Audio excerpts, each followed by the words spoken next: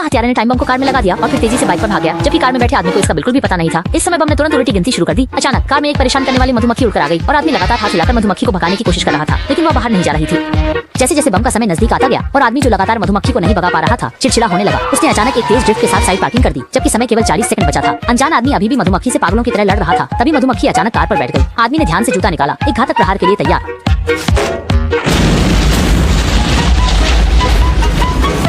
दूर खड़ा हत्यारा सोच रहा था कि उसका काम पूरा हो गया है, लेकिन उसने नहीं सोचा था कि कार के सामने खड़ा आदमी पूरी तरह से सुरक्षित है। अनजान आदमी गर्व से सोच रहा था कि उसने कोई विशेष कौशल हासिल कर लिया है। मजबूर हत्यारे को अगले दिन फिर से हत्या का प्रयास करना पड़ा। उसने आदमी की कार पर कई गोलियां चलाई। अंततः एक गोली कार के तेल टैंक को लगी और एक पल में कार का सारा पेट्रोल बाहर निकल गया। लेकिन आदमी अभी अनजान था और गाड़ी चलाते हुए फोन पर बात कर रहा था।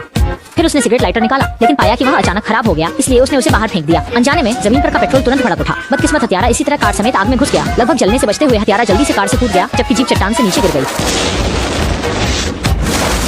हत्यारा कभी नहीं सोच सकता था कि इस बार का काम इतना कठिन होगा और आदमी तेल लीक कर रही कार चलाते हुए आगे बढ़ता रहा। जब बॉस को काम के असफल होने का पता चला तो वह बहुत गुस्सा हुआ और इस बार उसने काम पूरा करने के लिए अपने सबसे अच्छे हथियारे को भेजने का फैसला किया। जल्द ही बिना तेल की कार वाला आदमी कार को पेट्रोल पंप पर ले गया और वंग पाशाशु पहले ही चुपचाप उसका पीछा कर रहा था। उसने अपनी बाह उठाई और एक तेज चाकू तुरंत बाहर आ गया। फिर उसने अपनी बाह पर अपनी उपलब्धियां दिखाई। वंग पाशाशु ने कहा कि यह काम उसके लिए बहुत आसान है, लेकिन आदमी को अभी भी यह नहीं पता था कि खतरा आने वाला है। इस समय पेट्रोल पंप कर्मचारी ने कार में छोटे छेद को देखा और उसे च्युइंग गम से बंद कर दिया, जबकि आदमी पास में पानी की बंदूक से सिर और चेहरा धो रहा था। यह नहीं जानता था कि हत्यारा पास में विशेष रूप से तैयार की गई बेहोशी की दवा निकाल रहा था और हत्यारा चुपचाप आदमी के पीछे आ रहा था। यह नहीं सोचा था कि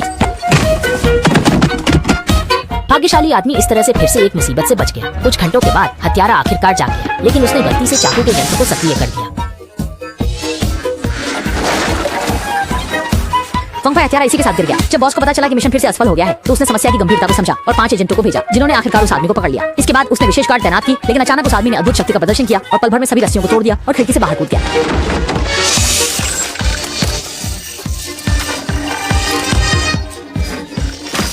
बाहर भी भारी सुरक्षा तैनात ना हो। आदमी ने यह देखकर आत्मसमर्पण कर दिया। सोचा नहीं था कि यह सही साबित होगा। आदमी इस तरह फिर से मौत के मुख से बच निकला। रात में हत्यारा आदमी के बेटे की हत्या की तैयारी कर रहा था। फिर उसने इतनी सुंदर तलवार देखी और उसे बाहर निकालने का फैसला किया, लेकिन यह बिजली का खंभा तो एक कमजोर निर्माण निकला। इस तरह फिर से 2 हत्यारे असमय मृत्यु को प्राप्त हुए। हार न मानने वाले बड़े साहब ने इस बार खुद कार्रवाई करने का फैसला किया। वह चुपके से आदमी के घर में घुस गया और जब आदमी का परिवार घर लौटा तो बड़े साहब अचानक दरवाजे के पीछे से प्रकट हुए। इस बार सब कुछ सही होना चाहिए। हालांकि आदमी पूरी तरह से हैरान था। बड़े साहब ने उसे मारने के लिए बहुत कष्ट उठाया। इसी नाजुक क्षण में ये कहानी हमें बताती है कि बिना वजह दरवाजे के पीछे खड़ा नहीं होना चाहिए, वरना मुसीबत आ सकती है।